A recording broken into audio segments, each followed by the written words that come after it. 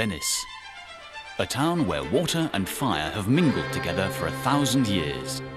Facing Venice, the island of Murano has a long glassmaking tradition dating back to the 13th century. Since the time of the Renaissance, glassmakers have developed into an actual corporation. The competition amongst the glass masters has gradually forced them to constantly employ newer techniques and colours.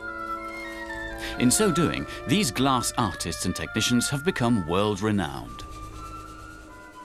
The glassmakers have always used a specific recipe of minerals. This composition has been a jealously guarded secret throughout generations. The mixture is stored in 4 big furnaces known as crogioli, each one bearing a different colour.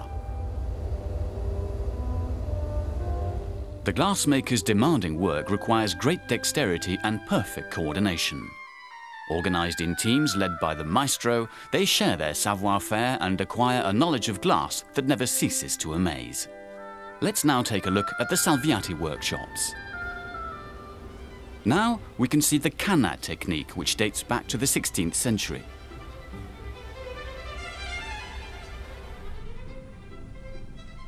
The canne come in the form of glass rods with different colours and dimensions and are laid out on a flat surface so as to form a decorative pattern. The maestro places his first layer of glass onto the rods, reheats it in the furnace, then rolls it onto a flat surface.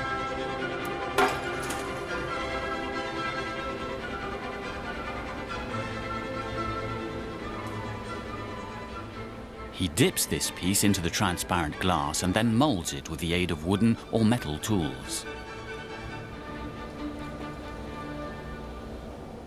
The Salviati workshop produces unique pieces, and their incredible skills make them one of the highest-ranking contemporary players of the magical world of glassmaking. The glassblower gives life to the object he creates. During his creation, he leaves his personal mark on the object he produces with inimitable flair and perfect mastery. Today at Murano, the art of glassmaking is more alive than ever. The masters preserve the secrets of their ancient traditions and continuously excel themselves to perpetuate the Venetian tradition around the world. A true osmosis between the masters and assistants has developed in a highly skilled working and training organisation where tuition is always undertaken orally without the existence of a school or diplomas. As you travel through the Salviati workshops, there are endless opportunities to discover the perfect mastery of traditional techniques.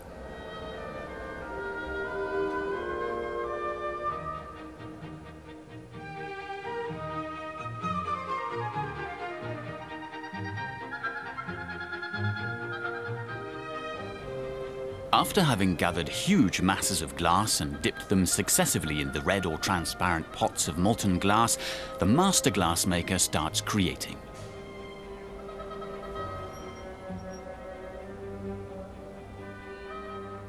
Red is a particularly difficult colour to obtain, as it is dependent on the size of the piece itself and also on the humidity of the air.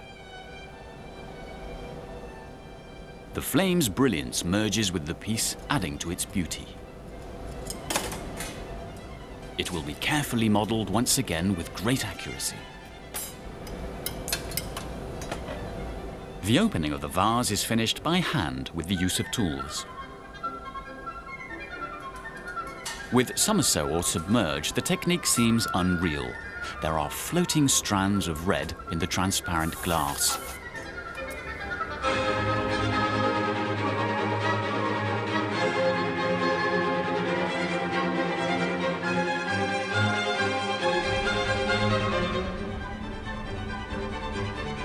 Let's now take a look at the piatine technique.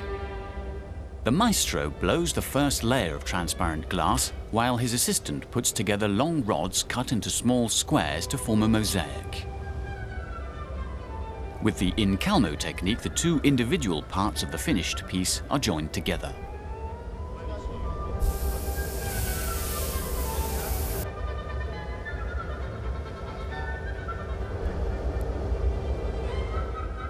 The tasks undertaken in the workshop make it apparent that this practice often necessitates a huge amount of skill and physical effort. Here, the master reheats the piece in the furnace and then gradually opens it whilst spinning the still hot glass. It is always stunning to observe the beauty of this technique, along with its precision, carried out by the maestro and his team.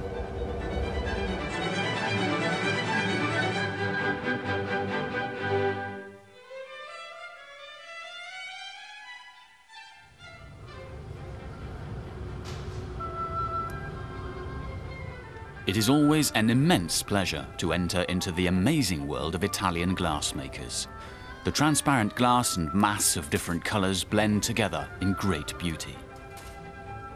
The glassworks were situated in Murano because downtown Venice was too dangerous. This presence, dating back several centuries, has enriched this Italian island where glassworks operate alongside each other. In this magical place, a savoir-faire was built up which bridged the euphoria of the Renaissance and the decline of the 18th century, even before the new age of glassmaking which Salviati restarted.